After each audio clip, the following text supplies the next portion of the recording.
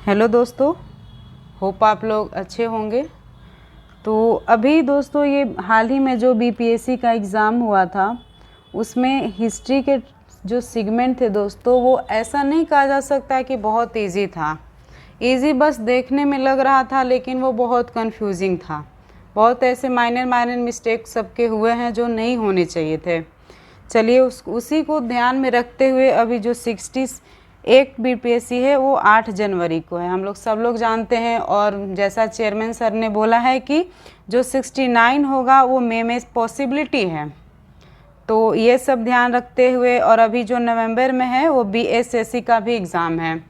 तो बिहार के जितने भी एग्जामिनेशन दोस्तों, उसमें हिस्ट्री एक अपना ही महत्वपूर्ण स्थान रखता है।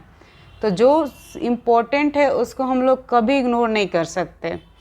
तो हम लोग उसी को ध्यान में रखते हुए जो जो इम्पोर्टेंट सीरीज़ है, हम लोग जानते हैं कि बीपीएससी या फिर बिहार के एग्जामिनेशन के 4 इम्पोर्टेंट सेगमेंट हैं: हिस्ट्री, साइंस, करेंट अफेयर्स और बिहार स्पेशल। मेरा फुल कोशिश होगा दोस्तों कि इन चारों सेगमेंट का मैं इम्पोर्टेंट जो सीरीज़ है वो एग्ज़ाम से पहले आप लोगों के पास प्रोवाइड कर दूं। तो ये उसी का ये पहला है। तो चलिए मैं इसको देख लेती हूँ कि किस तरह से वर्क करेगा, क्या होगा इसमें टोटल। तो दोस्तों इसमें जो टोटल पेज है इस बुक में इस 752 है, और जिसमें प्राचीन भारत के 200 है, मध्यकालीन भारत के 150 और आधुनिक भारत के 400। यानी कि सबसे ज़्यादा पेज भी इसमें, सबसे ज़्यादा क्वेश्चंस भी यहीं से आते हैं। और दोस्तों इसमें जो टोटल डेज़ मैंने रखा है 25 डेज़ रखा है। अगर मैं इसको 25 डेज से डिवाइड करूं तो 30 पेज पर डे आता है। तो ये नहीं होगा कि 25, मेरे समय मिलने के ऊपर है। ऐसे 25 तो मैक्सिमम लिमिट मैंने रखा है, बट एक दिन में 2 वीडियोस भी आ सकते हैं। तो मतलब 25 डेज़ में पूरा घटना चक्र 752 पेज आपका कंप्लीट हो जाएगा। बस आप कंसिस्टेंस रहिए। और जैसा कि एग्ज़ामिनेशन देख के आपको पता चल गया होगा कि लेवल बहुत ज़्यादा नहीं था, कन्फ्यूजिंग इतना ज़्यादा था कि एग्ज़ाम के प्रेशर में ऐसा ऐसा माइनर मिस्टेक होता है कि एग्ज़ाम से बाहर निकलते ही लगता है कि अरे ये मैंने किया है, ये मैंने गलती इतना छोटा कर दिया। तो ये तरह का फीलिंग से बचने के लिए हम इस सीरीज़ को करेंगे। और इसका किसी भी को, अगर किसी के पास ये बुक नहीं हो तो प्लीज़ कमेंट सेक्शन में राइट कर दीजिए। और हम टेलीग्राम चैनल मेरा है GS विद प्रियंका, तो आप लोग उस पर जा सकते हैं, और उस पर मैं ये जो PDF है मेरे पास वो मैं आप उसको प्रोवाइड कर दूंगी। तो प्लीज़ इसके रिगार्डिंग आप लोग कंसिस्टेंस रहिए। एग्ज़ाम में बहुत ज़्यादा नहीं था कि आउट ऑफ सिलेबस था, जिसने भी अच्छे से पढ़ा था उसके लिए कुछ नहीं था। तभी तो लोगों के मार्क्स 110 प्लस जा रहे हैं। उन्होंने क्या ऐसा किया, एक ही चीज़ को बार बार पढ़ा। तो कंसिस्टेंसी मैटर करता है। सबने तो एक ही चीज़ पढ़ा, कुछ ऐसा नहीं था, कुछ कुछ सेगमेंट टफ थे, वो सबके लिए टफ थे।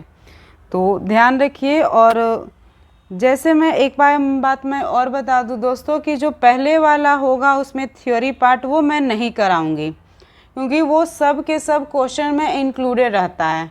तो जितना ज़्यादा आप लोग क्वेश्चन प्रैक्टिस कीजिएगा उतना ज़्यादा बेहतर रहेगा। और जो आपने लूसेंट वगैरह जो भी बुक हो आपने पढ़ा होगा वही उसमें दिया रहता है।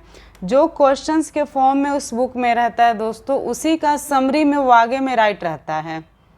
तो एक चीज़ और मैं आपको बता दूं कि मैं स्टार्ट आधुनिक भारत से करूंगी। इसके पीछे के दोस्तों एक ही मेरा लॉजिक है कि हम लोग जो चीज़ें पहले रहते हैं उसको बार बार शुरुआत करते हैं। कभी कुछ पढ़ने का मन बनता है तो हम लोग शुरू से कोई भी चीज़ शुरू करते हैं, ये सबका ये नेचुरल है। तो हम लोग क्या करते हैं, स्टार्टिंग में जाते हैं, ऋग्वेद, सामवेद, अथर्ववेद करते हैं, मौर्यकाल, मौर्योत्तरकाल करते हैं। ये सब चीज़ें हमारे मुंह पे आ चुका है। तो जो पीछे होता है वो पीछे ही रह जाता है। हम यहाँ तक कि हम लोग जब रिवीजन स्टार्ट करते हैं वो भी स्टार्टिंग से ही करते हैं।